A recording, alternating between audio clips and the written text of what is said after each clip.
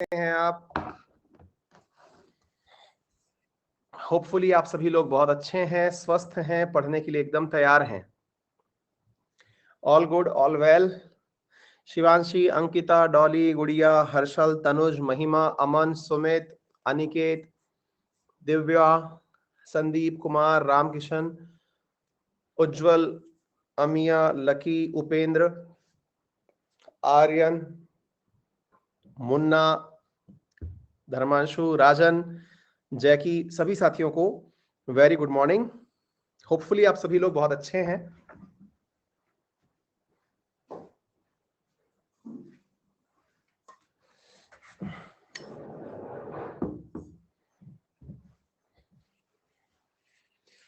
जो भी विद्यार्थी फर्स्ट टाइम इस क्लास में पधारे हैं उनका भी वेलकम, जो पुराने हैं उनका भी वेलकम, है ना?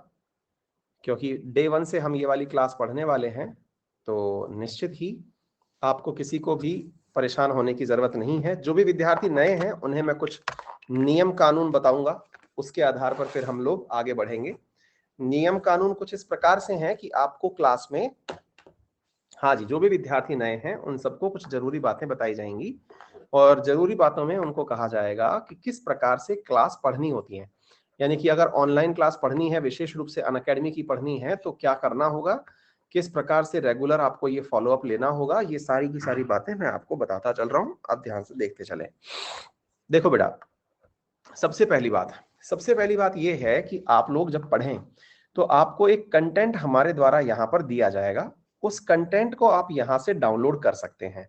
जो भी मेरे द्वारा आपको स्क्रीन पर अभी शो हो रहा है, आप इस पूरे की पूरे कंटेंट को, हमारे द्वारा जो कंटेंट दिया गया है, इसे आप लोग डाउनलोड कर सकते हैं। डाउनलोड कहाँ से होगा? वीडियो खत्म होने के बाद में डाउनलोड पीडीएफ का ऑप्शन आएगा। डाउनलोड पीडीएफ का जो ऑप्शन आएगा उस पर आप क्लिक करेंगे तो वहां से दो प्रकार के ऑप्शंस दिखाई देंगे। एक ऑप्शन होगा जिसमें लिखा होगा download PDF with annotation. With annotation का मतलब PDF with annotation. With annotation का मतलब होता है कि जो भी मैं लिख रहा हूं ये लिखा हुआ एज इट इज। और एक होता है विदाउट एनोटेशन। तो आप विदाउट एनोटेशन अगर चाहते हैं तो जिस पर मैंने कोई भी लाइन नहीं बनाई, मान लीजिए कि मैंने यहाँ पे कोई भी चीज लिखी लेकिन उसके ऊपर कोई लाइन नहीं खींची, ऐसा वाला जो कंटेंट है ये वाला आप लोगों को प्राप्त हो जाएगा, है ना? तो आप लोग विदाउट एनोटेशन वाला जो नोट्स है वो निकाल सकते हैं, ठीक है?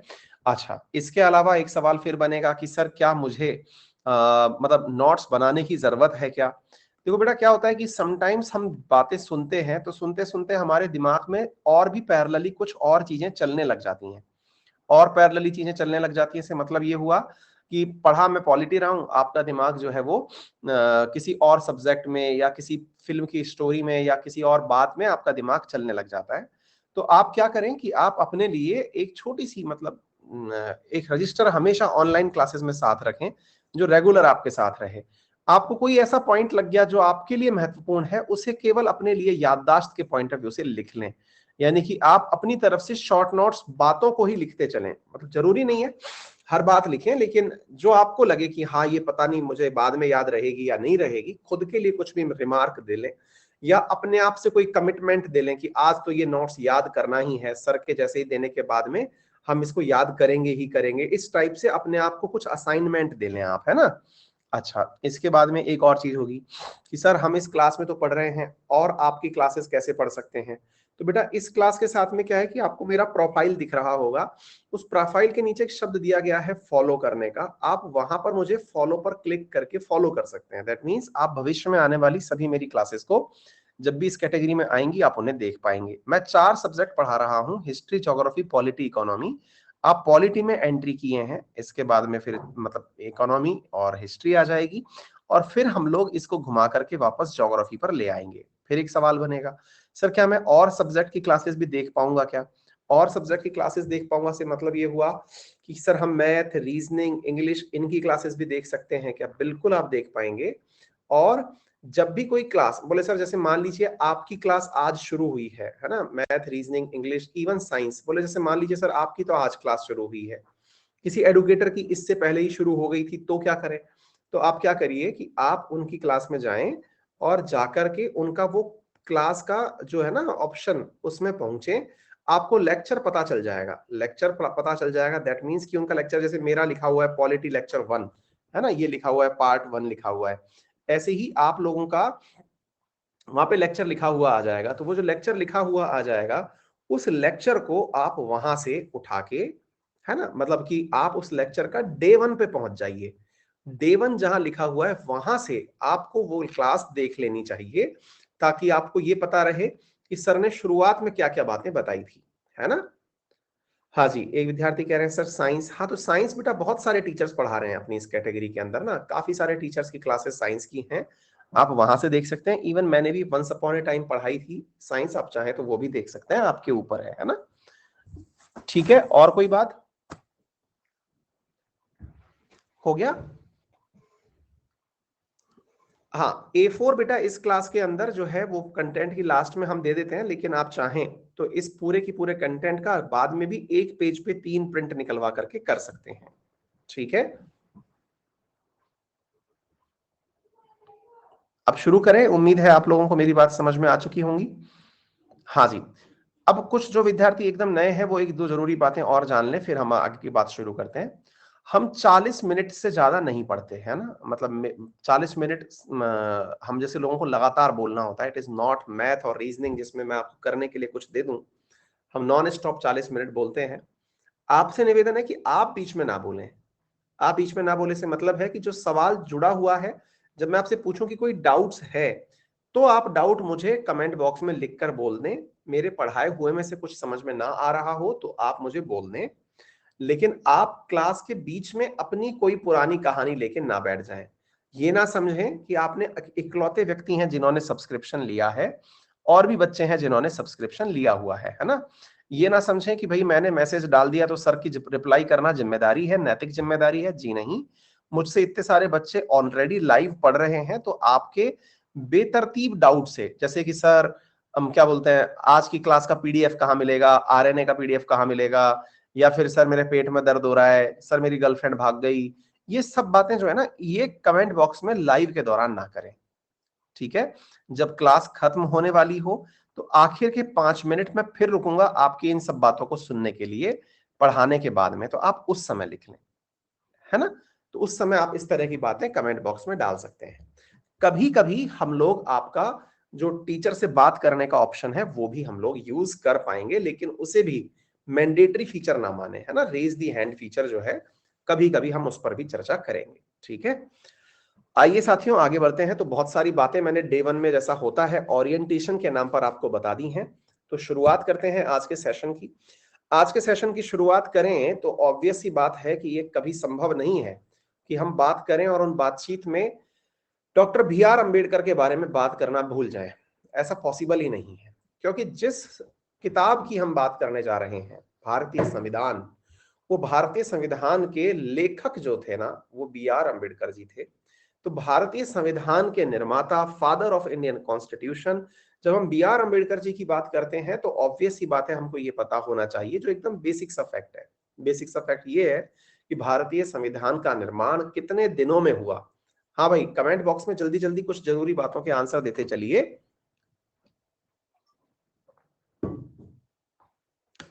2 साल 11 महीने 18 दिन, है ना। तो मतलब इतना सोचने की आवश्यकता नहीं है, आप तुरंत भी आंसर कर सकते हैं। ठीक है, अच्छा, अब हमारे दिमाग में एक बहुत बेसिक सा सवाल बनता है। बेसिक सवाल ये बनता है कि सर भारतीय संविधान तो ठीक है, समझ में आ गया कि कुछ है, लेकिन सर हमें यह समझना है कि हम इस भारतीय संविधान को कहां से पढ़ना शुरू करने वाले हैं। मतलब क्या है इस बात का? मतलब यह है कि भारतीय संविधान की शुरुआत कहां से हम इंडियन पॉलिटी में मानेंगे। तो हम इंडियन पॉलिटी में मानते हैं प्रियम्बल से। प्रियम्बल बोले तो भारतीय संविधान की प्रस्तावना से। अब सर ये प्रस्तावना क्या होती है? प्रस्तावना क्या होती है, इसके लिए मैं आपको कुछ बातें बताता हूं। आपके लिए मैं कुछ किताबें लेके आया हूं, उन किताबों को मैं आप लोगों को दिखाना चाहूंगा। उन किताबों के फ्रंट पेज पर एक शब्द लिखा हुआ है, that is known as preface. Preface of that book, है ना। तो मैं आप लोगों को एक प्रीफेस दिखाऊंगा, और उस प्रीफेस को जब मैं दिखाऊंगा तो उस प्रीफेस को दिखाने के बाद आपको बताना मुझे यह है कि जब यह किताब संविधान के रूप में लिखी गई, तो उस किताब के अंदर, जैसे देखिए आपके सामने यहां पर एक इंडियन पॉलिटी की किताब रखी है। That is from M Laxmikanth. ऐसे ही अगर आप देखें तो यहां पर ना एक किताब और रखी है of economics, that is of Ramesh Singh. अब जब आप किताब देखते हैं तो किताब को हम फर्स्ट पेज पर ओपन करते हैं तो किताब का नाम मिलता है। नाम के साथ ही हम थोड़ा और आगे चलते हैं तो अबाउट द ऑथर, और ऑथर के बाद में यहां पर एक शब्द लिखा हुआ आता है कुछ इस प्रकार से कि preface to the 13th addition. ये ऊपर की तरफ एक शब्द लिखा आ गया, प्रीफेस। ठीक है, प्रीफेस असल में है क्या? प्रीफेस और कुछ नहीं अपितु उस किताब का पूर्व परिचय है। मतलब ये कि इस किताब में अंदर क्या क्या डाला गया है, हम कौन सी चीजें यहां पर नई पढ़ने वाले हैं। अब जैसे मैंने मान लीजिए ये लक्ष्मीकांत आपके सामने खोली, तो इस लक्ष्मीकांत का भी एक प्रीफेस होगा जिसमें कि इस किताब ने अपने बारे में बातें लिखी है। देखिए दो अलग अलग किताबें दिखा रहा हूं, आप यहां पर देख सकते हैं प्रीफेस आपको दिख गया होगा, यानी कोई भी पुस्तक प्रीफेस के बिना नहीं हो सकती है ना। प्रीफेस के अंदर ये बताते हैं कि हमारी यह किताब किस प्रकार से महत्वपूर्ण है, इस किताब में आपको क्या मिलने वाला है, कौन से नए चीजें हैं जो इसमें जोड़ी गई हैं। ऐसे ही भारतीय संविधान भी एक किताब है, और वह किताब, उस किताब को लिखने वाले राइटर का नाम, जैसे इस किताब को लिखने वाले राइटर का नाम रमेश सिंह है, इस किताब को लिखने वाले राइटर का नाम जो है वो एम लक्ष्मीकांत है, ऐसे ही इस किताब को लिखने वाले राइटर का नाम क्या है? बी आर अंबेडकर है। कौन सी किताब? भारत का संविधान। ठीक है। अच्छा, अब सवाल बनता है सर इस किताब के पहले पन्ने पर जो चीज लिखी गई है इसे हम किताब का हिस्सा माने या ना माने, अब यही चीज हम आपको बता रहे हैं। मैं आपसे कहता हूं कि जो भी अच्छी किताबें हैं, मान लीजिए कि एक स्टैंडर्ड टेक्स्ट बुक है, इसमें से मैं अगर प्रीफेस को फाड़ के हटा दूं तो यह किताब जो बहुत अच्छे किताब पढ़ने वाले लोग हैं उनके लिए निरर्थक हो जाएगी। निरर्थक हो जाएगी का मतलब समझ रहे हैं? अर्थहीन हो जाएगी, इस किताब का मायना नहीं बचेगा। क्यों? क्योंकि बहुत से लोग किताब पढ़ने से पहले एक मनोवैज्ञानिक रूप से ये विचार बनाना चाहते हैं कि मैं इस किताब में आफ्टर ऑल पढ़ने वाला क्या हूं। मान लीजिए कि आपने एक किताब उठाई, इतनी भारी भरकम किताब है, आपने पेज 1 से शुरू कर दिया पढ़ना, मतलब चैप्टर निकाल करके सीधा, और आप शुरू हो गए धड़ धड़ धड़ धड़ धड़ धड़ धड़ धड़ पढ़ना। आप तो शुरू हो गए, मुसीबत यह है कि आपके शुरू होने के बाद में आप कंक्लूड नहीं कर पा रहे हो कि कहना क्या चाहते हो। ऐसी स्थिति में किताब से पहले ही एक जिस्ट या समरी डाल दी गई है। अधिकांश जो अच्छे बुक रीडर्स होते हैं वो प्रीफेस से पढ़ के ही डिसाइड करते हैं कि उन्हें बुक में क्या पढ़ना है। हम लोग क्यों बात कर रहे हैं? भारतीय संविधान को जब लिखा गया तो लिखने की बात तो यानी किताब की बात तो पूरी हो गई, लेकिन किताब के आगे ये एक पन्ना जोड़ना था। ये पन्ना या पेज जो जोड़ना था, ये एकदम स्वर्ण अक्षरों में लिखा हुआ पेज जो है, जो आपके सामने यहां पर दिखाई दे रहा है, ऐसा एक पन्ना जोड़ना था। तो बोले सर जोड़ना था का मतलब क्या है? मतलब यह है कि भारतीय संविधान में स्वर्ण अक्षर के अंदर कुछ शब्द लिखे जाने थे जो कुछ व्याख्या करने वाले थे। क्या व्याख्या करने वाले थे साहब? जो ये व्याख्या करने वाले थे कि जब आप इस किताब के अंदर घुसेंगे तो आपको क्या कुछ मिलने वाला है। देखिए मैंने कितना मना किया था, उसके बावजूद भी एक कन्या आदत से मजबूर होकर क्लास में आ गई, है ना। Suggest science teacher for English, समझाया था ना। आप सोचोगे सर आप अंतर्यामी हो, आपको पहले से ही पता था कि आपके मतलब कुछ भक्त लोग मिल जाएंगे। मुझे पता था ना। इन्हीं लोगों के लिए क्लास की शुरुआत में कुछ कहा गया था, पर इन्हें क्या लगता है पैसे दिए इन्होंने, इनकी पर्सनल फीलिंग है, पैसे दिए। अभी नहीं बताओगे तो कब बताओगे? बिल्कुल। हाँ, एक बच्चे ने आंसर भी दे दिया है। मतलब हमारी क्लास में मतलब मित्र भी तो हमारे बहुत अच्छे अच्छे हैं ना। निवेदन है, सभी से विनम्र निवेदन है कि क्लास के बीच में आप कोई भी बेतरतीब चीज, आपको मेरी पढ़ाई से संबंधित कोई चीज ना समझ में आ रही हो ना तो जरूर पूछें। मैंने कोई बात बताई वो ना समझ में आ रही हो तो जरूर पूछें, लेकिन निवेदन है कि आप क्लास के दौरान जो क्लास के अतिरिक्त बातें हैं उन्हें ना करें, है ना। हाँ जी। तो भैया अब सवाल ये है कि हमने ये कहा आपसे कि इस किताब के अंदर एक फ्रंट पेज चिपकाने को लेकर बहस छिड़ गई। अब आप में से कुछ लोग पूछेंगे कि सर इस किताब के फ्रंट पेज पर ये जो अंग्रेजी में शब्द लिखे हुए हैं ये तो हमारे ऊपर से निकल रहे हैं। मैंने कहा अंग्रेजी में लिखे हुए शब्द ऊपर से निकल रहे हैं, मैं समझ सकता हूं, मैं आपको हिंदी में भी ये शब्द उपलब्ध करा दूंगा, सारी चीजें उपलब्ध करा दूंगा। लेकिन वास्तविकता क्या है दोस्तों कि इन शब्दों को लिखने के बाद में इनको लें या नहीं, इसको लेकर के बड़ा विवाद था भाई। किस बात को लेकर विवाद था कि इन शब्दों को लें या ना लें, इनको लेकर के बड़ा विवाद था। बोला अच्छा थोड़ा विस्तार से समझाइए, बताते हैं। साथियों हुआ क्या कि आप लोगों को मैं इसके पीछे की स्टोरी सुनाता हूं, हमेशा आपको भी स्टोरी सुनाऊंगा। मेरी हर क्लास में थोड़ी व्याख्या पे ज्यादा फोकस होता है। शुरुआत में व्याख्या पे हम ज्यादा फोकस देंगे ताकि आप इसकी गंभीरता को समझ जाएं, फिर हम मुद्दे पर आएंगे। अभी तो हम इर्द गिर्द ही भटक रहे हैं, अब हम केवल माहौल बना रहे हैं।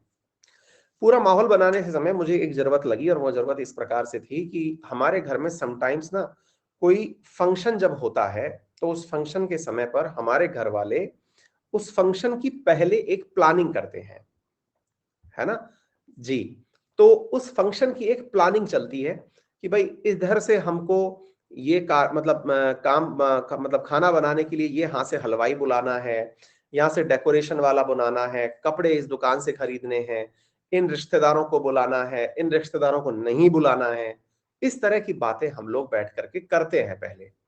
फिर उसमें जो बड़े लोग हैं, घर के जो समझदार लोग हैं, वो सभी समझदार लोग घर में बैठ करके नाम लिखने का काम कर लेते हैं कि भाई कल को कहीं भूल ना जाए। वो भूली हुई जो चीजें हैं, है ना, वो भूली हुई चीज जो है उनको, अब देखिए एक और प्राणी आ गया। सर जो प्रियम्बल में अमेंडमेंट हुआ है उनको क्या कॉन्स्टिट्यूशन बुक में ऐड कैसे किया होगा? लिख करके, हर्षित, हाँ लिख करके किया था, अभी बताएंगे, अभी अमेंडमेंट पर पहुंचेंगे, थोड़ा सा प्रतीक्षा कर लो, बताते हैं अभी, है ना। तो अब क्या हुआ, तो बोले सर एक बात बताइए कि वो जो बात बैठ करके लोगों ने मतलब सारी की सारी डिटेल लिखी होगी कि यहाँ से हलवाई आएगा, ये यहाँ से आएगा, तो वहां पे खर्चा भी लिखा होगा? बोले हाँ खर्चा भी लिखा होगा।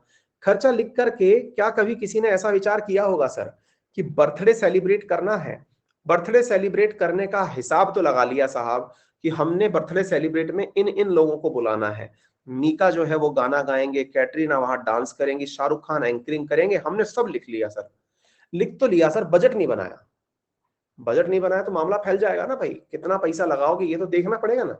तो ऐसी स्थिति में आपको सब बातें ऑलरेडी प्लान करनी थी कि उस दिन क्या होगा। ऐसे ही भारत में भी हुआ था। भारत में जब अंग्रेजों ने हमसे कहा कि भाई अपने लिए संविधान बनाने की आपको इजाजत देते हैं, आप संविधान सभा का निर्माण कर लो, आप अपने लिए कॉन्स्टिट्यूशन बना लो। अब आप में से कई विद्यार्थी एक सवाल और पूछेंगे, तो कॉन्स्टिट्यूशन क्या होता है? हम वो भी बताएंगे, कॉन्स्टिट्यूशन क्या होता है वो भी बताएंगे, लेकिन उससे पहले हम एक बात की चर्चा कर रहे हैं, उसको आप थोड़ा सा सुन लें। अंग्रेजों ने हमसे कहा अपने लिए संविधान बना लो, और बनाने के लिए एक कमेटी बना लो, उस कमेटी को संविधान सभा नाम दिया गया। तो नेहरू जी खड़े हुए, उन्होंने कहा कि भैया सुनो कमेटी वालों, इसके अंदर संविधान सभा में बैठे हुए जितने भी लोग हैं इन सबसे निवेदन है कि आप सब लोग ध्यान से इस बात को सुने और समझें कि हम लोग एक किताब लिखने जा रहे हैं। उस किताब के अंदर जो बातें हम लोग लिखेंगे वो बातें ऐसी ऐसी होनी चाहिए। बोले कैसी कैसी होनी चाहिए? वो उन्होंने अपने द्वारा एक ऑब्जेक्टिव रेजोल्यूशन, मान लीजिए कि एक सिंपल कागज था, उसके उस सिंपल कागज के ऊपर उन्होंने अपने द्वारा 10 बिंदु लिख दिए या 15 बिंदु लिख दिए, और लोगों से कहा कि भैया ये जो हमने बता दिया ना आपको, इसे ध्यान में रख के किताब लिखनी है। ऐसा नहीं है कि भाई लिखने के लिए परमिशन दे दी है तो एक काम करो, अमेरिका का पूरा लिख लो, ब्रिटेन का पूरा लिख लो, जितने भी देश आजाद हैं, बड़े देश हैं, सबका लिख डालो एक ही बार में। नहीं, हमको ऐसी चीज बनानी है जिसे ऑब्जेक्टिव कहा गया, उद्देश्य कहा गया, उद्देश्य प्रस्ताव कहा गया, ऑब्जेक्टिव रेजोल्यूशन कहा गया। यानी कि आप लोग जैसे घर में कभी घर का निर्माण होते देखें, तो हम घर के निर्माण से पहले नक्शा बनाते हैं ना कि घर का नक्शा ऐसा होगा, भाई यहाँ कमरा होगा, यहाँ किचन होगी, यहाँ कमरे होंगे। ऐसे थोड़ी एक बार आ गया हमारे घर में मतलब मकान बनाने वाला व्यक्ति जो है वो जमीन पर आ गया, अब जमीन बनाने पर वो खोद खाद के शुरू कर दिया, बीच में मन आया कि यार सुनो यार ये दीवार थोड़ा इधर की तरफ सरकाओ, थोड़ा ज्यादा उधर ले लिए हो, ऐसे तो नहीं कर सकते ना, वो तो बन गया जो बन गया। एग्जैक्टली उससे पहले आपने एक पूरा की पूरा पैमाइश करके नक्शा बनाया, इसी नक्शे को ऑब्जेक्टिव रेजोल्यूशन कहा गया। ठीक है, फिर आप पूछेंगे सर एक बात बताइए, संविधान वास्तविकता में होता क्या है? मतलब ठीक है एक किताब है और उस किताब के बारे में आपको पढ़ाना मजबूरी है, होता क्या है ये संविधान, होता क्या है मैं बताता हूं। देखो बेटा क्या हुआ, जब हमारा देश आजाद हो रहा था ना, तो हमको अंग्रेजों का शासन मिला हुआ था। अंग्रेजों का शासन मिला हुआ था से मतलब ये था कि अंग्रेज लोग जो हैं वो हमारे ऊपर अपने ही कानूनों से शासन किया करते थे। जैसे कि भाई क्या होता ना, एक फिल्म देखी होगी आपने, the legend of Bhagat Singh, जिसमें लिखा हुआ है men's Indians and dogs are not allowed. मतलब उसके अंदर फिल्म चल रही है, वहां पर एक मतलब लोग बैठे हुए हैं फिल्म देख रहे हैं, वहां पर लिख रखा है Indians and dogs are not allowed.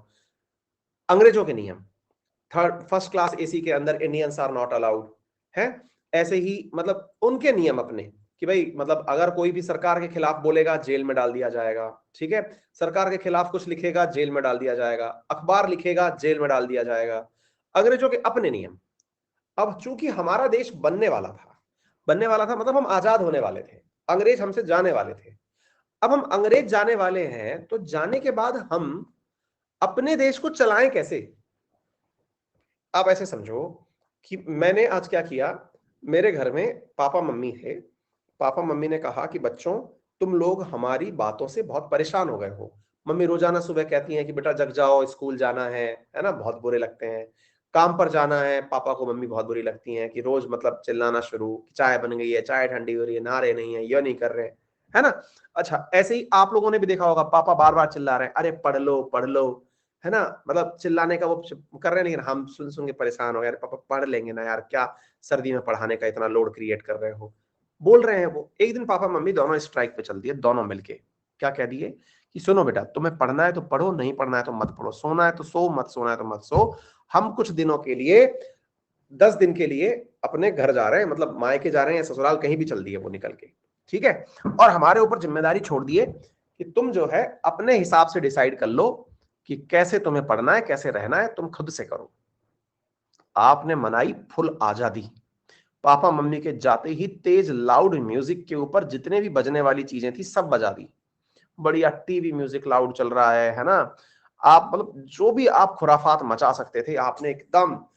Papa mummy के समय पर हम चादर बिगाड़ सकते थे, चादर बिगाड़ना अलाउड नहीं था, अब तो चादर भी उड़ रही है ना। रजाई के ऊपर नहीं कूद सकते थे, अब आप रजाई पर भी कूद रहे हैं, नाच रहे हैं। किचन में बना हुआ सामान रखा है, आप मतलब घर में अलाउड था कि भाई आटे का लड्डू एक ही खा सकते हैं, अब मम्मी चली गई तो पेट भर के खाने लग रहे हैं। मतलब जो हम कर सकते थे हमने सब किया। बढ़िया लगा, मजा आ गया। आजादी मुबारक, देश आजाद हो गया। अंग्रेजों के जाने के बाद भी यही होना प्रस्तावित था कि भाई अंग्रेज चले गए, अब हमारे ऊपर कोई रोकने टोकने वाला नहीं है। बढ़िया आजादी सेलिब्रेट की जाएगी आराम से, मतलब मजा लिया जाएगा, कूदा फांदा जाएगा, सब हो जाएगा, सब हो गया। अब घर में 4-5 बच्चे हैं और 4-5 बच्चे पापा मम्मी जाने की फुल मस्ती मचा रहे हैं। मस्ती मचना शुरू हुआ। अचानक आटे के डब्बे में जो लड्डू भरे हुए थे उन्हें लेकर करके बड़े भैया बैठ गए। क्या, मेरा पेट बड़ा है और मुझे लड्डू पसंद है और मैं सबसे बड़ा हूं, अब ये लड्डू केवल मैं ही खाऊंगा।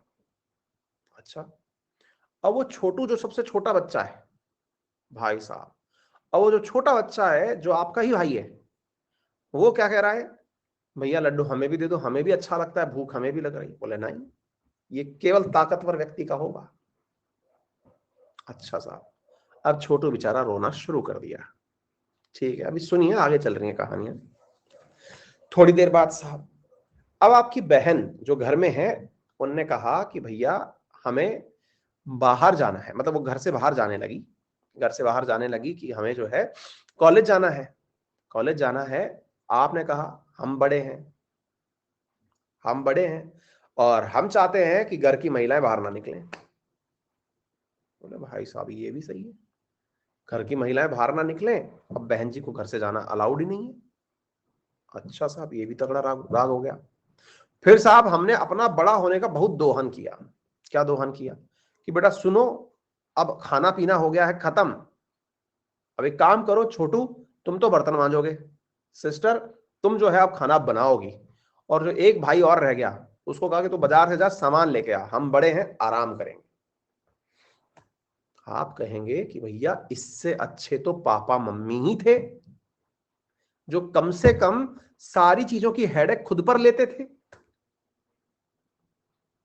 क्या आप बात समझ पा रहे हैं? और यही समझना है आपको कि आजादी, और कई बार हम लोगों को आजादी के नाम पर जो बातें सिखाई जाती हैं, कई लोग बोलते हैं इससे तो अंग्रेज ही थे, वो लोग समझे इस बात का मीनिंग क्या है। आजादी कौन सी वाली चाहते थे, आजादी का पैरवी कौन करता है, आजादी की बुराई कौन करता है, वो सब आज आपको इस बात से समझ में आ जाएगा। क्लियर? तो बोले सर फिर? तो जनाब हमको ये पता था कि हमारे आजाद होते ही इस पूरे देश में जो ऑलरेडी पावरफुल लोग थे, सोच के देखिए, इस पूरे देश में जो उस समय भी पावरफुल थे, भाई भैया बड़े जो थे हमारे घर में, ये तो उस समय भी बड़े थे जब पापा मम्मी घर में थे, लेकिन उस समय पर ये अपनी बातें मनवा नहीं पाते थे। जब पापा मम्मी थे तब भी ये तो बड़े ही थे, लेकिन ये उस समय अपनी बातें नहीं मनवा पाते थे। क्या आप मेरी बात समझ गए? लेकिन अब पापा मम्मी नहीं है तो ये अकेले बड़े बच गए। भारत में ऐसे कौन थे? जमींदार थे, हैं, इंडस्ट्रियलिस्ट लोग थे, राजे रजवाड़े थे, बहुत से वो लोग थे जो सरकारी सेवाओं में थे, कोई आईएएस फाईएएस थे, आईसीएस जो हुआ करता था उस समय पर, पुलिस में थे, बढ़िया सामंत थे। ये लोग तो बड़े थे, आम लोग अपन लोग। अब क्या किया जाए? तो ऐसी स्थिति में नेहरू जी पहले ही समझ गए कि जनाब यदि अंग्रेज चले गए तो देश एक अलग प्रकार की गुलामी में चला जाएगा। आप सोचिए, आज हम लोग तालिबान का जीवंत उदाहरण देख रहे हैं। आज अफगानिस्तान में आप लोगों ने जो देखा वो क्या है? उन्होंने अंग्रेजों को भेजने की तो जल्दी दिखाई, लेकिन इस बात के लिए कतई प्रिपेयर नहीं थे कि अंग्रेज चले जाएंगे तो शासन कैसे करेंगे। आज आप तालिबान के हाल देख सकते हैं, हर लोग अपनी मर्जी चला रहा है, जिसके हाथ में गन है वो चला रहा है, कोई सिस्टम नहीं है ना? तो इसलिए आजादी मिलने से पहले भारत के अंदर इस बात पर निर्णय बना। क्या निर्णय बना? कि भाई हमें इस प्रकार से देश को चलाना है। क्या आपको मेरी बात समझ में आ गई? तालिबान को आप इस समय देख करके अंदाजा लगा सकते हैं कि क्या कहना हम चाह रहे हैं, क्या उस समय हम लोगों ने सोचा था, क्या हमारी कल्पनाएं थी, हम लोग कितने मतलब वाकई में इंटेलिजेंट लोग थे। हम लोगों की इंटेलिजेंसी का अंदाजा लगाइए आप, पढ़े लिखे लोग कितने जबरदस्त थे। तो बोले ठीक है सर। तो उम्मीद है अब आपको यह बात समझ में आई होगी कि हम लोगों ने उस समय बैठ करके यह डिसीजन लिया कि हम अपने लिए एक ऐसी न्याय पुस्तिका बनाते हैं, एक ऐसी किताब बनाते हैं जिसमें हर एक चीज लिखी हुई होगी। बोले हर एक चीज लिखी हुई होगी, इससे मतलब क्या है? आपको कैसे पता कि हर एक चीज यही है? तो बोले एक काम करते हैं। बोले क्या? बोले देश के अंदर संविधान सभा बुलाते हैं, देश के सभी कोनों से बुद्धिजीवियों को आमंत्रित करते हैं, हर राज्य सरकार से कहते हैं, हर अंग्रेजी शासन से, हर रजवाड़े से, हर प्रोविंस से कहते हैं अपनी तरफ से जो भी बेस्ट आदमी हो ना उसे भेज दो। नियम बनाने हैं देश चलाने के, संविधान सभा बनानी है। इसलिए फर्स्ट जो हमारी कॉन्स्टिट्यूशनल असेंबली थी वो इनडायरेक्टली इलेक्टेड थी, अप्रत्यक्ष रूप से निर्वाचित थी। क्या आपको मेरी बात समझ में आ गई?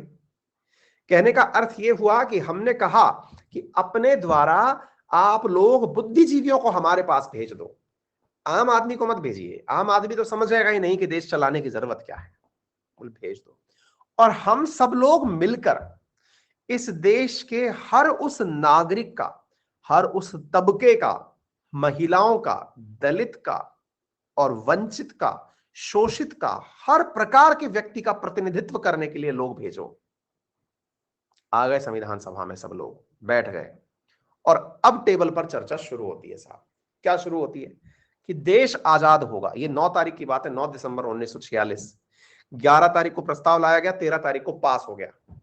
और बोले साहब अब हम लोग बैठ करके ऐसी बात करते हैं कि अब हम लोग टेबल पर बैठ गए हैं, सब लोग बैठ जाओ भाई। सब लोग बैठ गए। अब बोले आराम से सुनो, अब एक किताब लिखने वाले हैं अपन लोग। बोले हाँ चलो जी सर, बताओ कि सर किताब में क्या लिखेंगे। बोले किताब के अंदर एक एक बात विशेष रूप से ध्यान करके लिखना। बोले जैसे?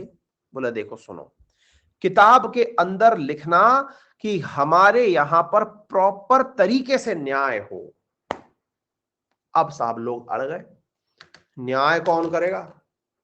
सुप्रीम कोर्ट बनानी पड़ेगी इसके लिए। तो बोले बनाओ। तो बोले सुप्रीम कोर्ट क्यों बनाए?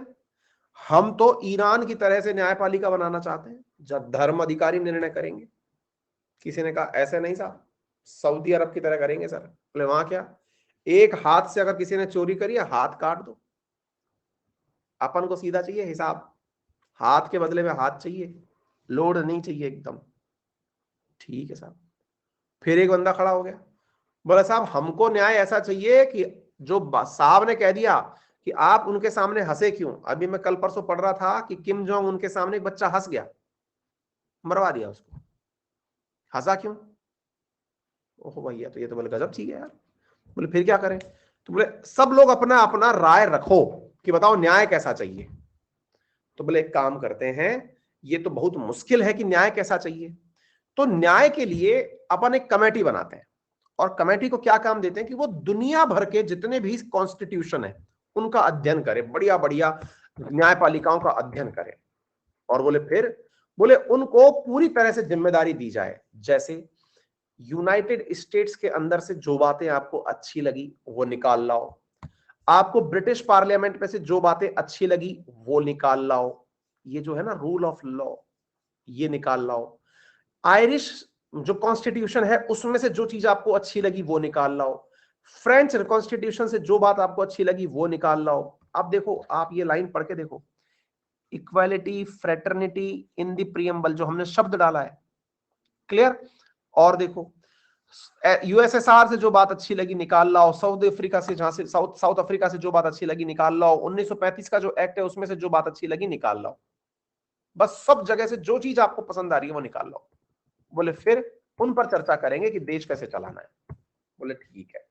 यानी न्याय व्यवस्था को लेकर के पहले बैठी पूरी की पूरी से तरीके से कमेटी। बोले ठीक है, अध्ययन कर लेंगे, फिर बताओ न्याय क्या केवल कोर्ट देती है?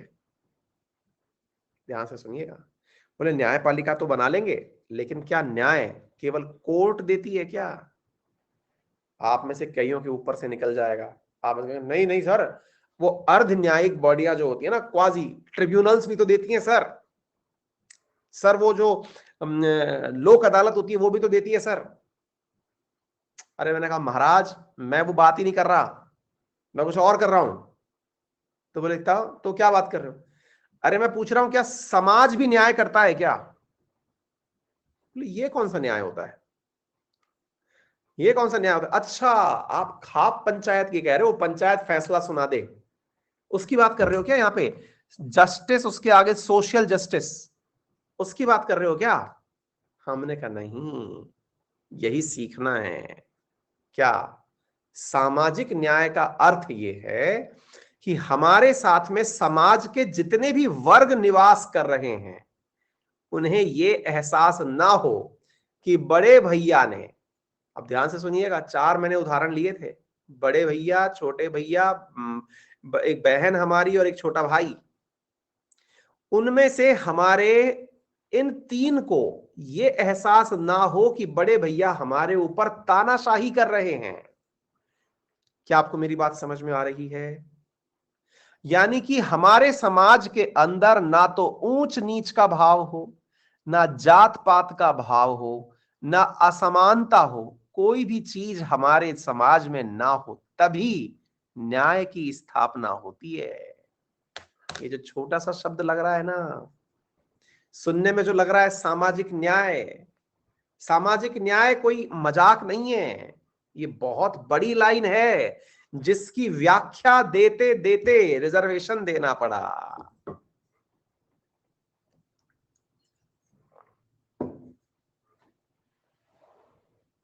सोशल जस्टिस डिलीवर करने के लिए ही भारतीय संविधान आर्टिकल 15 सब क्लॉज 5, आर्टिकल भारतीय संविधान आर्टिकल 15 सब क्लॉज 6, 5 और 6 दोनों के तहत दिया गया वो रिजर्वेशन, और उसी प्रकार से 16 के अंदर 16(5) और 16(6) के अंदर दिया गया रिजर्वेशन, वो इसी न्याय की स्थापना के लिए दिया गया है। आप पूछेंगे ये कैसे हो सकता है? आपने ये भाई बहनों का उदाहरण दिया, ऐसे थोड़ी होता है घर में, देश में ऐसे थोड़ी होता है? अब हाँ, अब जैसे एक विद्यार्थी ने सवाल पूछ लिया, क्या सवाल पूछ लिया कि सर जब देश में सामाजिक न्याय की बात लिखी हुई है तो रिजर्वेशन की जरूरत क्या पड़ी? ये इंडियन पॉलिटी में मुझसे पूछा जाने वाला सबसे कॉमन सवाल है। मैं उसको डे 1 पे ही क्लियर कर देता हूं ताकि भविष्य में आप लोग परेशान ना हो। मतलब ये संभव ही नहीं कि मैं पढ़ाऊं और ये सवाल ना आए, इसलिए मैं इस सवाल को पहले ही डील कर लेता हूं। ध्यान से सुनिए साहब, आप कैसे न्याय की बात करते हैं जहां पर एक बच्चा ऐसा है, जया सर मैं इमोशनल होकर रोने लगी, आई लव इंडिया। बहुत बढ़िया बेटा, मतलब ये इसका मतलब है कि तुम्हें सब्जेक्ट समझ में आ रहा है, तुम्हें इनवाइव हो रहा है सब्जेक्ट, है ना, फील कर रही हो चीजों को, वेरी गुड। तो अब सुनिए, तो अब बच्चों हुआ क्या? अब साहब बड़ा सवाल ये बना कि सर इंडिया में रिजर्वेशन की जरूरत तो होनी नहीं चाहिए थी।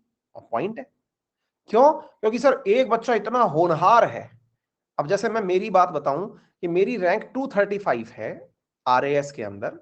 अब 235 रैंक पर मैं जो चीज पा रहा हूं, रिजर्व कैटेगरी का बच्चा वही चीज 1200वीं रैंक पे पा रहा है। 1000 रैंक के अंतर पर इतनी चीजें जा रही हैं। फिर तो सर कैसा न्याय है? कैसे हुआ ये न्याय? हाँ पॉइंट तो सही है, मतलब इसके आगे मैं 1 और लगा दूं तब जाकर के ये रिजर्व कैटेगरी के साथ जस्टिफाइड हुआ।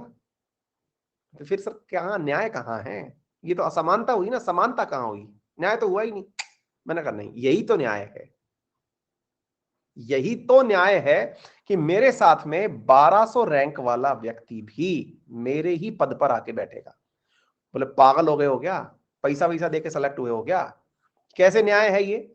मैंने कहा बेटा ये न्याय इसलिए है क्योंकि मैं जिस परिस्थिति में पढ़ा और वो बच्चा जिस परिस्थिति में पढ़ा, हम दोनों की परिस्थितियों में बहुत अंतर है। बोले कैसे? बताता हूं।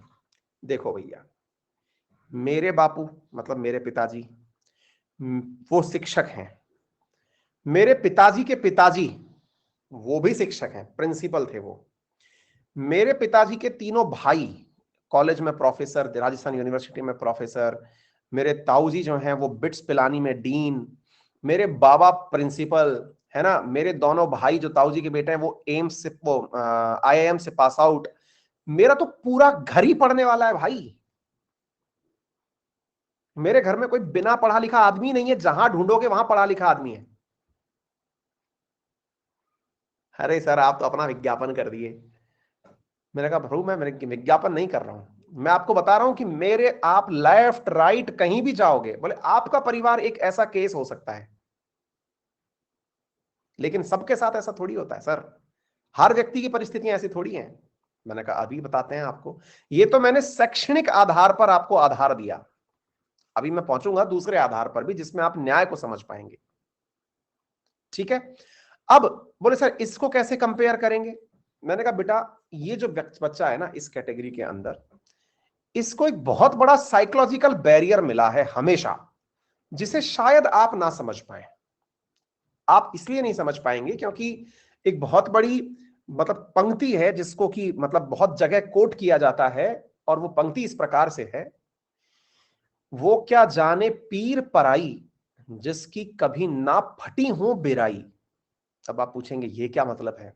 अपनी पैर की एड़ियां जब फट जाती हैं, वो जो दर्द है, वो दर्द आप तभी महसूस कर सकते हैं जब कभी आपके वो दर्द हुआ हो।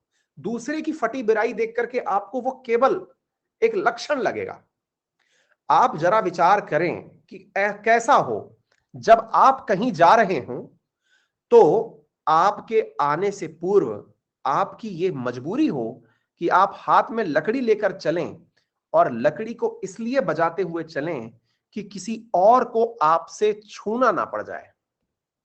कैसा हो कि जब आपने अपनी नित्य क्रिया करने के बाद जो आपने मल मूत्र का त्याग किया उस मल मूत्र के त्याग को किसी एक और इंसान को, आप भी इंसान हैं, एक और इंसान को अपने सिर पर ढोकर ले जाना हो। आप में से कुछ लोग कहेंगे sir these are the gone are the days, ये बहुत पुरानी बातें हैं। नहीं भाई, ये आज की बात है। मैं आज की बात बताता हूं। आज भी जो आप लोग सीवेज देखते हैं, जहां पर आपके स्वच्छ भारत मिशन के तहत आपके घर से मल निकलता है, वो मल जिस नाले में से जाता है, उस नाले की सफाई करने वाले लोग आज भी रिजर्व कैटेगरी शेड्यूल कास्ट से आते हैं। क्यों है ऐसा? इंतजार करिए, आपका हर पहलू यहां पर वो होगा, हर पहलू का यहां पर आंसर देंगे। आप जब तक संतुष्ट नहीं होंगे, ये बहुत लंबा विवादित विषय है, आप लोगों को लग सकता है कि इसमें बहुत से लोगों के सेंटिमेंट हर्ट हो जाएं, लेकिन सुनना होगा आपको। ये ऐसा क्यों होता है?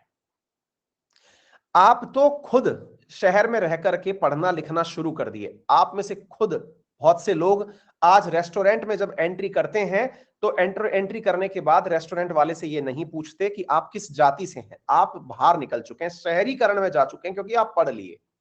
लेकिन आप अपने गांव जाइए, अपने गांव जाकर के अपने गांव में अपने इवन बाबा दादी को, अपने पापा मम्मी को देखें कि अगर आपके घर में कोई व्यक्ति रिजर्व कैटेगरी से आता है, वो उसके लिए अलग बर्तनों का उपयोग करते हैं।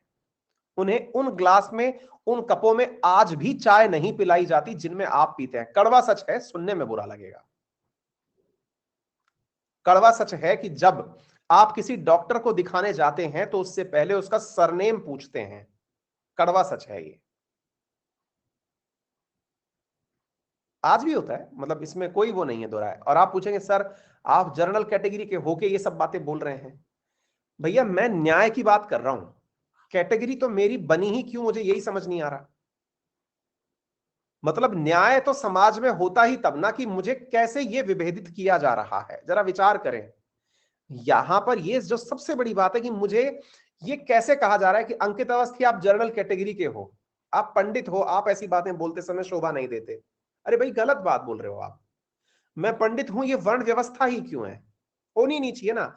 मैं पंडित के घर में पैदा हुआ इसलिए पंडित हूं कि मैंने पंडितों की तरह वेद पाठ पढ़ लिए, रामायण महाभारत पढ़ लिए, इसलिए हूं।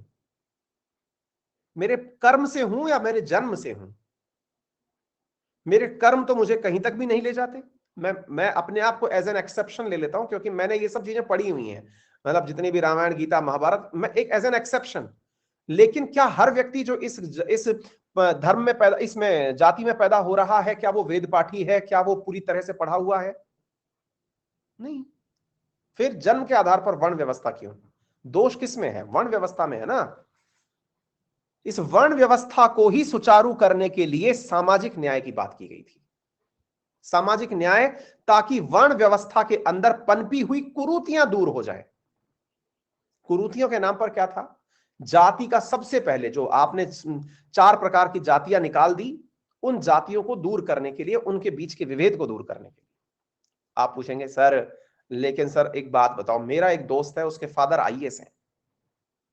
मेरे एक दोस्त है जिसके फादर आईएएस है, और वो आईएएस जो है ना, उनका बेटा, आप सोचो सर, चलो मैं आपसे दूसरा सवाल रिवर्स में पूछ लेता हूं सर। सर आपके आपके शहर में आपको पता चलता है कि ये जो 1200 रैंक वाला व्यक्ति है ना, जो आपके पद पे आके बैठ रहा है, सर ये वाला व्यक्ति, इसके फादर आईएएस है ना, इसके मामा जो है ना वो आईपीएस हैं, इसके चाचा हाई कोर्ट में जज हैं। फिर सर ये आके बैठ रहा है। अब बताओ फिर ये कैसे हो सकता है? फिर न्याय कैसे हुआ? ये तो अन्याय हो गया। यस, अब सवाल सही जगह जा रहा है। सवाल सही जगह जा रहा है, और यही हम सबको समझना है। एक जागरूक नागरिक होने के नाते भारत के हर व्यक्ति को समझना है। और वो क्या है? रिजर्वेशन हो, लेकिन डिजर्विंग कैंडिडेट के लिए हो। डिजर्विंग से मतलब इस बात की व्यवस्था हो कि रिजर्वेशन का लाभ वही लोग उठाएं जिन्हें इसकी आवश्यकता है। सर ये कौन डिसाइड करेगा? अब जनाब, इस वजह से पीड़ित कौन हुआ? जब आजादी आई थी ना, तो भारत के लोग पीड़ित थे, अंग्रेजों को भगाया था। आज पीड़ित अगर मतलब कोई ऐसे वर्ग का व्यक्ति है जो वंचित है ना, एक ऐसे वर्ग का व्यक्ति है जिसको की बहुत ज्यादा आवश्यकता है, अब उन्हें एकत्र होना होगा और अपने वर्ण व्यवस्था, अपनी जाति व्यवस्था के अंदर पनप रही कुनीतियों के खिलाफ लोगों को आह्वाहित करना होगा। सरकारों से यह आह्वान करना होगा कि मेरे हित इस व्यक्ति को ना दिए जाएं। क्या आप मेरी बात समझ पा रहे हैं? क्या आप मेरी बात समझ में आई? अगर ऐसे खिलाफ लोगों को आह्वाहित करना होगा, सरकारों से यह आह्वान करना होगा कि मेरे हित इस व्यक्ति को ना दिए जाएं।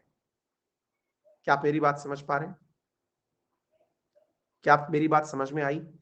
अगर ऐसा है तो आज भी रिजर्वेशन की जो सबसे बड़ी कमजोरी है वो ये है कि शेड्यूल कास्ट के अंदर रिजर्वेशन जिन लोगों को मिल रहा है, शेड्यूल कास्ट इटसेल्फ में अब वर्ग व्यवस्था हो गई है। यहां पर भी जाति के आधार पर लोगों का वर्गीकरण हो गया है। जिनकी कहानियां सुन के आप इमोशनल हो जाते हैं, अब वो एक सबसे नीचे का वर्ग घोषित कर दिया गया है। उन्हें खुद एससी कैटेगरी के अंदर भी लोग अपने से नीचा मानते हैं। क्या आप मेरी बात समझ पा रहे हैं? वो अगर कोई व्यक्ति हो इस कैटेगरी से बिलोंग करता हो तो वो मतलब जो जानता हो एटलीस्ट वो इस बारे में तर्क करे। मतलब यहां पर वो अपने नीचे भी एक कैटेगरी मानते हैं। उन्हें लगता है कि हरिजन जो हैं, जो मैला ढोते हैं, सीवेज में कूदते हैं, सफाई करते हैं, वो हमसे नीचे वाले हैं। तो जनाब फिर तो हरिजन आंदोलन होना चाहिए। उन्हें अपने हक के लिए सरकार से गुजारिश करनी चाहिए कि अपलिफ्टमेंट हमारा हो, सामाजिक न्याय हमारे लिए स्थापित किया जाए। क्या आप मेरी बात समझ पा रहे हैं? कोई पॉइंट समझ में आ रहा है? आज ओबीसी वर्ग का जो लाभ है उसमें क्रीमी लेयर का कंसेप्ट इसी कारण से लाया गया कि उसमें जो लोग पैसे वाले हैं उन्हें रिजर्वेशन से रोका जाए। तो अब आप देख लीजिए कि हमें असल में जरूरत सामाजिक न्याय की है या अपने ही जाति व्यवस्था के अंदर जो दोष पनप रहे हैं उनसे निपटने की है। आवश्यकता सामाजिक न्याय की है। इसका अंतिम उदाहरण देकर के क्लास को विदा करूंगा। अंतिम उदाहरण यह है कि जब हमसे कोई पूछता है कि न्याय क्यों दिया जाए, तो इसका एक सिंपल सा उदाहरण है, मतलब रिजर्वेशन क्यों दिया जाए, इसका सिंपल सा उदाहरण है। एक स्टेडियम में कुछ खिलाड़ी खेल खेल रहे हैं। अक्सर मैं हर विद्यार्थी को यह उदाहरण देता हूं। यहां पर स्टेडियम की दीवार बनी हुई है और ये दीवार, मान लीजिए कि ये दीवार है जहां से मतलब आपको मैच देखना है, यहाँ खिलाड़ी खेल खेल रहे हैं। ये दीवार है और इस दीवार के इस पार आपको मैच देखना है। यहां पर एक व्यक्ति आता है जिसकी हाइट 6 फीट 2 इंच है। दीवार 6 फीट लंबी है, 6 फीट लंबी है, और आपने इस व्यक्ति से कहा कि मैच का स्कोर देख के बताओ। इसने अपनी गर्दन उठाई, मैच का स्कोर देख के बता दिया। वहीं एक बच्चा है जिसकी हाइट 5 फीट है। मैंने उससे कहा स्कोर देख के बताओ, वो आंसर नहीं दे पाया क्योंकि दीवार 6 फीट की थी। सवाल है कि मैंने इससे पूछा क्या? मैंने पूछा था देखकर बताओ क्या कि स्कोर क्या हुआ है। तो देखकर बताने के लिए कि स्कोर क्या हुआ है, इस कार्य को करने के लिए इस व्यक्ति को आंखों की जरूरत थी, ना कि हाइट की। क्राइटेरिया आईसाइट होना चाहिए था, हाइट नहीं। तो मुझे यहां पर माय लॉर्ड सुविधा दी जाए कि मैं यहां पर 1.25 फीट का एक पत्थर रखूं, इतना ऊंचा पत्थर रखूं ताकि मैं भी यहां पर पहुंच करके देख पाऊं और बताऊं। माय लॉर्ड मेरी आंख का टेस्ट करिए, आप मेरी हाइट का टेस्ट मत करिए, क्योंकि सवाल मुझे दिया गया है कि मैं आपको स्कोर बताऊं देख करके। क्या आप मेरी बात समझ पा रहे हैं? क्या आपको मेरी बात समझ में? ये जो 1.25 फीट का पत्थर लगाया गया है, that is known as reservation. This is the real upliftment. इसी को सामाजिक न्याय की अवधारणा में आप पढ़ते हैं। क्लियर? पॉलिटी जब हमारी क्लास में चलती है तो हम बहुत सारे इश्यूज को टच करते हैं जो आप सबसे संबंधित होते हैं। ठीक है? तो अभी प्रियम्बल अभी 2-3 दिन और चलेगा क्योंकि इसमें बहुत सारे विषय मैं समझाऊंगा। ये सब बातें समझानी है मुझे। Sovereignty, socialist, secularism, democratic, Republic, एक एक टर्म के ऊपर हमारा चर्चा चलेगी। ठीक है? तो फिलहाल के लिए इतना, फिर मुलाकात करते हैं आपसे अगली क्लास में। Till then take care, bye bye, see you.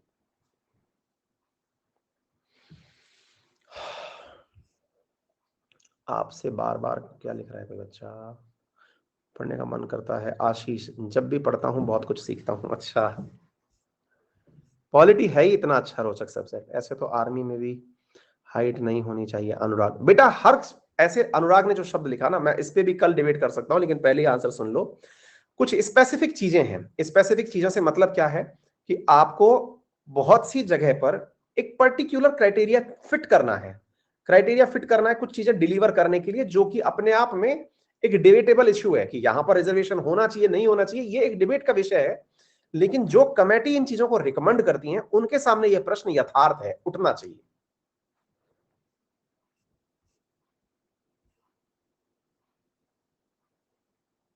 हाँ बिल्कुल नीरज, बिल्कुल। चलिए, थैंक यू सो मच, फिर मुलाकात करते हैं, बाय बाय।